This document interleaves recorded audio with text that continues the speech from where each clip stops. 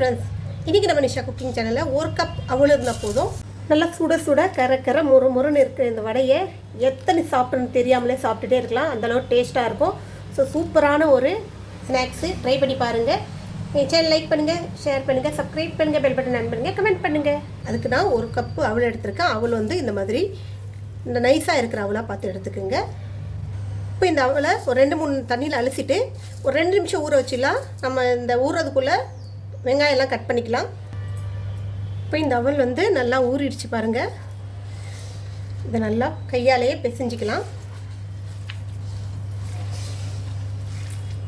நல்லா பிசைஞ்சாயிடுச்சு. இப்போ இதில் 1க்கு பாதியாக உடிச்ச வேர்க்கடலை சேர்த்துக்குங்க. வறுத்த வேர்க்கடலை, பொடியாக கட் பண்ண பச்சை மிளகா சேர்த்துக்குங்க, பொடியாக கட் பண்ண வெங்காயம் சேர்த்துக்குங்க, கொத்தமல்லி கொஞ்சோண்டு பொடியாக கட் பண்ணி சேர்த்துக்குங்க, ஒரு 1/2 ஸ்பூன் இஞ்சி பூண்டு விழுது சேர்த்துக்கலாம், 1/4 ஸ்பூன் மஞ்சள் பொடி, 1/4 ஸ்பூன் மிளகா பொடி. பச்சை மிளகா சேர்த்துருக்கிறதால உங்களுக்கு காரத்துக்கு ஏற்ற மாதிரி சேர்த்துக்குங்க, 1/4 ஸ்பூன் ஜீரக பொடி, இதுக்கு தேவையான அளவு உப்பு சேர்த்துக்குங்க.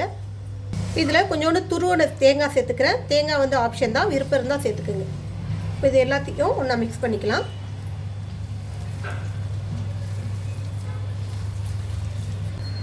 இப்போ இதில் கொஞ்சோண்டு தண்ணி ஊற்றி பிசைஞ்சிக்கலாம்.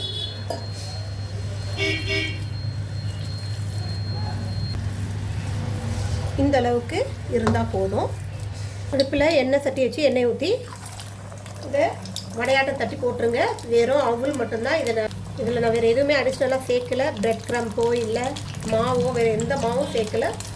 வெறும் அவலில் செஞ்ச இந்த வடை இன்ஸ்டண்ட்டாக டக்கு டக்குன்னு செஞ்சு ஈவினிங் டைமில் ஒரு நல்ல ஸ்நாக்ஸே கொடுத்துடலாம்.